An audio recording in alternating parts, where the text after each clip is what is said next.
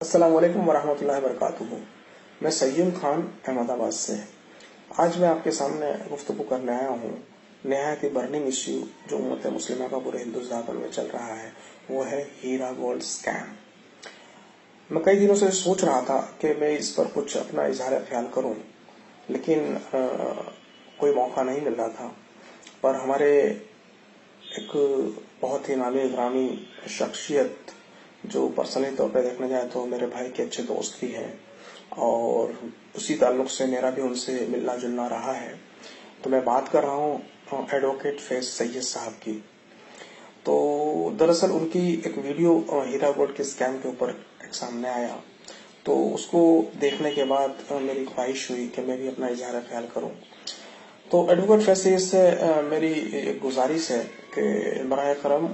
मैं आपकी शख्सियत को अच्छे से जानता हूँ और आपकी बहुत इज्जत करता हूँ। आपकी खिदमात दीन के मामले में जो रही हैं उसका भी मैं बहुत बड़ा फैन भी हूँ और उसको सारे अदब व एहतराम को मलहूज रखते हुए मैं आपकी कुछ बातों से जो आपने हीरा गोल्ड के बारे में जो अपनी 22 मिनट की क्लिप जो आपने सर्कुलेट की है उससे कुछ बातों से मैं इख्तलाफ करते हुए मैं चुन नुकात रखना चाहूंगा। सबसे पहले तो मैं आपकी उस बात से 100% इत्तफाक रखता हूं जो आपने इन्वेस्टर के पॉइंट ऑफ व्यू से जो सारी एडवाइसेस दी हैं उस पे पूरा मुझे इत्तफाक है। आपने अल्हम्दुलिल्लाह बहुत अच्छे तरीके से समझाया कि लोगों को इन्वेस्टमेंट करते वक्त किस बात का ख्याल रखना चाहिए। तो इससे मेरा पूरा इत्तफाक है, तो मैं उस पर कोई गुफ्तगू नहीं करूंगा, उस पर कोई रोशनी और मजीद डालने की जरूरत महसूस नहीं करता। लेकिन जो चंद चीजों को आपने पता नहीं जानबूझकर उसे इग्नोर किया या आपके इल्म में वो चीज थी ही नहीं, इसीलिए मैं ये जरूरी समझता हूँ कि यहाँ पर मैं उस पर अपना इशारा ख्याल करूँ। सबसे पहले तो जिस भाई ने सवाल किया था उनका सवाल ये था कि हीरा गोल्ड के मुतालिक एक आम के अंदर क्या राय दी जाए। तो उनका स्पेसिफिक सवाल था, चूंकि हीरा गोल्ड अभी काफी बर्निंग इश्यू बना हुआ है, कई लोग आज भी उसकी तरफदारी कर रहे हैं कि भाई आप थोड़ा सब्र कीजिए। और कुछ लोग, जबकि हम जानते हैं कि जो सीईओ ये है हीरा गोल्ड की, वो एक पॉलिटिकल पार्टी भी लॉन्च कर चुकी हैं, एक सूबे में इलेक्शन लड़ चुकी हैं, दूसरे सूबे में इलेक्शन लड़ने की तैयारी कर रही हैं। लेकिन जितने लोगों ने उनके बिजनेस की स्टडी करने की कोशिश की, जिन्होंने इस पर रिसर्च किया, आपने तो खैर कह दिया कि आपका इसके ऊपर इल्म नहीं है, आपने इस पर रिसर्च नहीं किया, आप नहीं जानते, लेकिन जिन्होंने की उन्हें कोई ऐसा बिजनेस दिखाई नहीं दिया जहां पर इस मोहतरमा जो 36% टू 42% जो रिटर्न दे रही थी वो साबित हो। इसी हिसाब से लोगों का जो शुबा बढ़ता गया कि ये एक पोंजी स्कीम है, इसी हिसाब से लोगों ने इस पर अपने अपने इज़हार ख्याल किया और इन्वेस्टर्स को एजुकेट करने की कोशिश की कि देखिए आप अगर इस कंपनी में इन्वेस्ट कर रहे हैं तो आप मोहतात रहिए, क्योंकि इसकी जो स्कीम्स है वो काफी शुबे वाली हैं। अब दिखाई नहीं दे रही है कि उनका बिजनेस जो पेपर पर जिसका ऐलान किया जा रहा है वो दिखाई नहीं दे रही है। इसकी वजह यह है कि ये नौहरा आपा ने अपनी कंपनी को प्रमोट करने के लिए जिस तरह के एडवर्टाइजमेंट का इस्तेमाल किया, जिस तरह फोटोशॉपिंग की, जिस तरह, क्योंकि अभी मुंबई मिरर या इवन गल्फ न्यूज के अंदर भी ये बातें आई कि नौहरा शेख जो है वो क्वीन ऑफ फोटोशॉप थी। मतलब झूठ और फरेब का बहुत अच्छे से इस्तेमाल किया और उसको अपने प्रमोशन और एडवर्टाइजमेंट के लिए। तो इस लिहाज से ये देखते हुए लोगों को ये शौक बढ़ता गया कि ये कोई जेन्युइन बिजनेस दिखाई नहीं दे रहा है और इसीलिए इनकी जो इन्वेस्टमेंट है उस पर आंख बंद करके इन्वेस्ट करने की बजाय इसके ऊपर तहकीक होनी चाहिए। और इसीलिए लोगों ने फिर इन्वेस्ट करना बंद कर दिया या रुक गए, या जो इनफ्लो इनके पास आता था उसमें कमी आई। तो ये तो एक हकीकत है, इसका जो मैंने थोड़ा सा स्टडी किया है, जो रिसर्च किया है, मेरे को ये बातें सामने आई हैं। दूसरी बात आपका ये कहना भाई कि आप ये कह रहे हैं कि जितने भी इन्वेस्टर थे उनका सिर्फ और सिर्फ मनसा यही था कि प्रॉफिट प्रॉफिट एंड प्रॉफिट, जबकि हम ये अच्छी तरह जानते हैं कि इस बिजनेस का जो प्रमोशन किया गया, एडवर्टाइजमेंट किया गया, वो एक हलाल और शरिया कम्प्लाइंट बिजनेस के तौर पे किया गया। और एक आम फहम रखने वाला इंसान भी ये जानता है कि जहां पर शरिया कम्प्लाइंट बिजनेस होगा उसमें रिस्क एंड रिवॉर्ड शेयरिंग दोनों होता है। तो मैं समझता हूं कि चाहे जो भी इन्वेस्टर होगा उसको हाँ लालच जरूर होगी, ज्यादा रिटर्न आ रहा है इसलिए लोगों ने लालच में आके इन्वेस्टमेंट किया हुआ, इससे मैं खिलाफ नहीं कर रहा हूं, लेकिन उनको इस बात का तो एहसास बिल्कुल भी है कि अगर इस कंपनी लॉस भी करती है, अगर जेन्युइन बिजनेस लॉस करती है तो उसके अंदर भी उनकी जो कैपिटल इन्वेस्टमेंट है उसके प्रपोर्शन में उनको लॉस बेयर करने की भी जिम्मेदारी है। तो उसके वो मेरे ख्याल से कोई भी इन्वेस्टर इस बात से इनकार नहीं कर सकता, लेकिन लॉस जेन्युइन होना चाहिए और इस बिजनेस का जेन्युइन बिजनेस का लॉस होगा तो जिसका प्रॉफिट शेयरिंग है उसका लॉस शेयरिंग में भी इन्वेस्टर माने या ना माने उनको उसकी हिस्सेदारी लेनी पड़ेगी। पर बात यहाँ पर लॉस शेयरिंग की नहीं है भाई, एक्चुअली हुआ ये है कि जब कंपनी के पास कैश फ्लो आना कम हो गया या रुक गया तो जिनके मतलब आज तक मैं बता दूं आपको कि नोएरा शेख आज सलाखों के पीछे हैं जेल में, उससे पहले आज तक कभी भी उन्होंने लॉस डिक्लेयर नहीं किया है। उन्होंने जो झूठे बहाने अगर प्रॉफिट नहीं दे पा रही हैं या लोगों को विड्रॉवल टाइम पर नहीं दे पा रही हैं तो उसके जो बहाने उन्होंने निकाले हैं वो निकाला है कि जीएसटी की वजह से वो डिले हो रहा है प्रॉफिट देने में। उन्होंने मंथली स्कीम से क्वार्टरली स्कीम में कन्वर्ट करने की वजह ये बताई कि जीएसटी का है और आरबीआई के कुछ रेस्ट्रिक्शन है जिसमें वो फंड ट्रांसफर नहीं कर सकते। इस तरह के बेबुनियाद फालतू के इश्यूज निकाले। अब जो बेचारे इन्वेस्टर हैं जिन्हें जीएसटी का बहुत ज्यादा इल्म नहीं है, आरबीआई की पॉलिसीज के बारे में बताने, वो आंख बंद करके उनकी बातें मानते गए और सब्र करते गए। आपकी जानकारी के लिए बता दूं कि मोहतरमा ने तकरीबन अप्रैल या मई महीने से प्रॉफिट डिस्ट्रीब्यूशन में डिफॉल्ट करना शुरू किया है और वहां पर वो बहाना ये बता रही है कि जीएसटी इम्प्लीमेंट हुआ, जबकि जीएसटी आया है जुलाई 2017 से और इनका प्रॉफिट डिफॉल्ट शुरू होता है अप्रैल या मई 2018 में। तो ये जो इतना गुना और लोगों को इस तरह से बेवकूफ बनाने की कोशिश की जा रही है, इतनी झूठ फैलाकर ये करने की कोशिश जा रही है, यहाँ पर लोगों का शक और बढ़ता है। और जिन्होंने और इनकी कोई ट्रांसपेरेंसी नहीं है। हलाल इन्वेस्टमेंट का तो मतलब ये होता है आपका जो भी फाइनेंशियल्स है वो लोगों के सामने पब्लिक किया जाए और जो कम से कम इन्वेस्टर्स हैं उनको ही पता चल जाए। आज इन्वेस्टर बेचारे हीरा टेक्सटाइल के नाम पे डालते हैं, हीरा गोल्ड एक्सिम के नाम पे डालते हैं, हीरा फोटेक्स के नाम पे डालते हैं, लेकिन कोई कहाँ पे उसका क्या फाइनेंस जा रहा है, कितना प्रॉफिट हो रहा है, क्या लॉस हो रहा है, क्या जो ये मंथली प्रॉफिट डिक्लेयर भी करते थे ये सिर्फ अपने हिसाब से प्रॉफिट डिस्ट्रीब्यूट करके दे देते थे। एक्चुअल बिजनेस का क्या परफॉर्मेंस रहा है वो किसी इन्वेस्टर को कभी शेयर नहीं किया गया। तो दरअसल हलाल इन्वेस्टमेंट या हलाल प्रॉफिट डिस्ट्रीब्यूशन के अंदर इस चीज को भी देखा जाता है कि वक्तन फवक्तन उसको फाइनेंशियल्स जो है, जो प्रॉफिट एंड लॉस का स्टेटमेंट है वो भी इन्वेस्टर्स को शेयर किया जाए। तो ये इस कंपनी में नहीं है। तो जो लोग जो इन्वेस्टर भी हैं अगर उन्हें ईमानदारी से कंपनी आकर ये बता देती है कि लॉस हुआ है और आपके हिस्से का लॉस इतना रुपया आया है ये आपको बेयर करना, तो मेरे ख्याल से कोई इन्वेस्टर इससे पीछे नहीं हटेगा और उसे वो कबूल करेगा क्योंकि वो हलाल इन्वेस्टमेंट के तरीके से गया है तो वो इसे एक्सेप्ट कर लेगा। लेकिन प्रॉब्लम ये है कि मोहतरमा ने आज तक लॉस डिक्लेयर नहीं किया है, इसके बावजूद कि वो पिछले 5-7 महीने से वो न तो वक्त पर लोगों को विड्रॉवल दे रही हैं और न ही प्रॉफिट या लॉस शेयर कर रही हैं।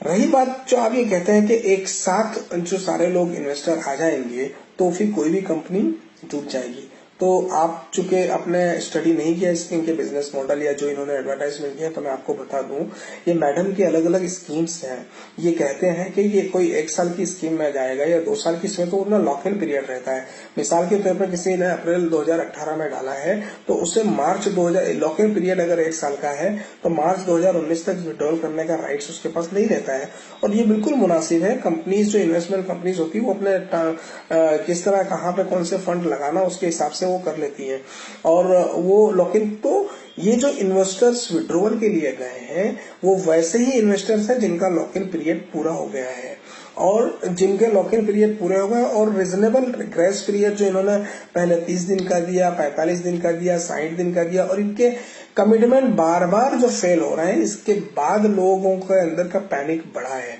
अगर वक्त पर लोगों को प्रॉफिट या लॉस मिलता रहता या जिनका लॉक इन पीरियड हो गया उनको विड्रॉल मिलता रहता, तो ये पैनिक जिस तरह अभी पूरे देश में फैला हुआ है इस तरह नहीं रहता, और नहीं लोग फिर पुलिस स्टेशन का जाते और नहीं इस मामला यहाँ तक बढ़ता।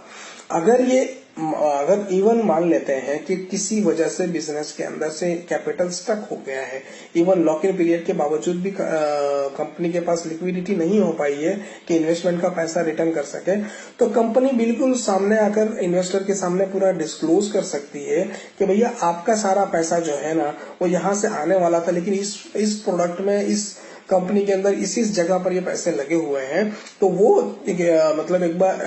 क्लियर नहीं हो पा रहा है, या वो माल बिक नहीं पा रहा है, या लेटर से पैसा रियलाइज नहीं हो पा रहा है, जिसकी वजह से आपको और थोड़ा सा इंतजार करना पड़ेगा। लेकिन ऐसा कोई डिस्क्लोजर, ऐसा कोई चीजें कंपनी की तरफ से या मोहतरमा नोएरा शेख की तरफ से इन्वेस्टर्स के सामने नहीं दी गई है। तो कैसे कोई इन्वेस्टर ये मान ले कि किस वजह से इनका ये नहीं है? तो जो शक शुरू हुआ था कि ये एक पॉन्जी स्कीम है, इस पर लोगों का शक और यकीन में धीरे धीरे तब्दील होता चला जा रहा है। इसके लिए लोग अपने पैसे लेने जा रहे हैं। अब जिन्होंने 2 महीने पहले विड्रॉल डाला, 1 महीने पहले डाला, वो भी सिर्फ इसलिए जा रहे हैं क्योंकि उनको ये पता चल रहा है कि लोगों का इन्होंने रेगुलर विड्रॉल भी नहीं दे रहे हैं, न ही वो प्रॉफिट या लॉस शेयरिंग पीरियडिकली कर रहे हैं। अगर आप लॉस डिक्लेयर ही नहीं करोगे, लॉस हुआ ऐसा बताओगे नहीं और फिर पैसा भी नहीं दोगे, तो ये कहाँ का इंसाफ है? आप पॉलिसी चेंज अपनी मर्जी से कर रहे हो, टर्म्स एंड कंडीशन में नहीं बता रहे, तो इसका मतलब, और आप जो इश्यूज, जो एक्सक्यूजेस बता रहे हो वो निहायत ही बेबुनियाद और बेकार से हैं, जिसकी वजह से लोगों को आपके ऊपर यानी कंपनी हीरा गोल्ड के ऊपर से एतबार उठता चला जा रहा है। तो ये बात तो हुई कि इन्वेस्टमेंट कंपनी भी अगर लेती है और जो फंड वो प्लानिंग के तहत लेती है, तो उसका उस कमिटमेंट पर या उसके बाद एक दूसरे, मान लो ऐसा है 1 साल के कमिटमेंट में नहीं हो पाया तो महीना 2 महीने का पीरियड लेकर वो उसको वापस देने के लिए रहती है, और नहीं दे पाती है तो उसको बहुत अच्छे भले तरीके से उसको एक्सप्लेन करती है कि इस वजह से आपका पैसा नहीं आ रहा है, आपका पैसा यहाँ फंसा हुआ है। जबकि हीरा गोल्ड के केस के अंदर ऐसा कुछ भी नहीं है। और रही बात कि इन्वेस्टर को जब इन्वेस्ट करना है, तो जो एक आपने सलाह दी कि एक बार आपकी जेब से पैसा चला गया तो जब तक वो लौट कर नहीं आता तब तक वो आपका नहीं है। मतलब आपने कुछ मिसालें दी, वो एक पॉइंट ऑफ व्यू से बिल्कुल सही हो सकती है, लेकिन अगर हम ऐसा कह देंगे, लोगों के अंदर लोगों पर एतबार करना कम करवा देंगे यानी बंद करवा देंगे। अगर मुझे किसी को हेल्प करनी है, मेरे लिए कोई पैसा अगर 1 साल के लिए मेरी जरूरत नहीं है, पढ़ाने वाले साल में जो पैसे की जरूरत पड़ने वाली है, तो 6 महीने के लिए कोई अगर मुझसे उधार मांग रहा है, तो अगर मैं लोगों पर एतमाद करना ही बंद कर दूंगा, जो पैसे की जरूरत मुझे 1 साल बाद होने वाली है, मैं अगर 6 महीने के लिए किसी को नहीं दे सकता तो अगर मैं नहीं दूंगा, अगर मुझे ये होगा कि पैसा जाके डूब ही जाने वाला है, नहीं आने वाला है, तो मैं वो रिस्क नहीं लूंगा कि मुझे फिर वो पैसा नहीं आएगा, तो मैं क्यों दूं? दरअसल ऐसा नहीं है। अगर हमारे बीच के मामलात और जो ताल्लुकात है ना, वो इसलिए ना पड़े एतमाद थे। एक बार कमिटमेंट एक मोमिन देता है किसी मोमिन को, तो उस पर रिजनेबली बिलीफ रखा जा सकता है। हाँ, कोई सिचुएशन बियॉन्ड द कंट्रोल आ गई जिसकी वजह से नहीं हुआ, तो वो अंडरस्टैंडिंग होती है और उसको समझ के उस एंगल किया। लेकिन इस तरह प्रमोट करना कि एक बार पैसा निकल गया तो उसको भूल जाओ, वो डूबा हुआ है, मेरे ख्याल से इस तरह से प्रमोट करना ये गैर मुनासिब है। ऐसे तो लोगों का एतमाद एकदम खत्म हो जाएगा, तो लोग आपस में लेन देन करना बंद कर देंगे। रही बात हीरा गोल्ड की, तो हीरा गोल्ड में जैसा कि मैंने कहा कि वो एक कमिटमेंट लॉक इन पीरियड के लिए लेती थी, और लॉक इन पीरियड लेने के बाद फिर खत्म होने के बाद ही लोगों ने इसका मुतालबा किया कि वो मुतालबा किया कि भाई टाइम पूरा हो गया तो आप हमें पैसे वापस दे दो। दूसरी सबसे अहमियत वाली बात जो ये है, आपने कहा कि किसी उलेमा को आप नहीं जानते जो इसकी तायद में है या इसकी वो कर रहे हैं, तो आपकी जानकारी के लिए बता दूं, अब हीरा गोल्ड पॉन्जी स्कीम है कि जेन्युइन बिजनेस चलाती है, इस पर आपका कोई व्यू पॉइंट नहीं है। लेकिन बहुत सारे लोग ऐसे हैं जो आप जैसी शख्सियत या जो सकोल उलमाए हक कहे जाने वाले, ये जो बहुत तौहीद परस्त आलिम माने जाने वाले,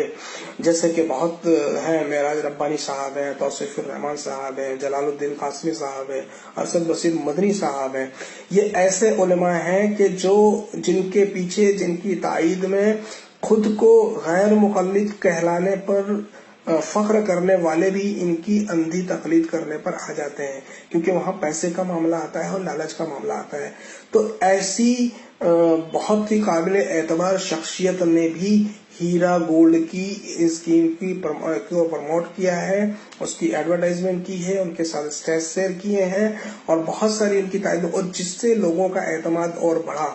क्योंकि देखिए जेन्युइन जो इन्वेस्टर होगा, जिसके अंदर थोड़ी सी तमीज होगी, तो वो सारे जो भी आपने फैक्टर्स कहे हैं उस पर वो स्टडी कर ही लगाएगा। लेकिन जब कोई बहुत काबिल एतबार लोग हों, ऐसी शख्सियत हों जो अपने आप को बहुत बड़ा आलिम दीन बताती हों, और वैसे लोग जब कहते हैं तो कुछ लोग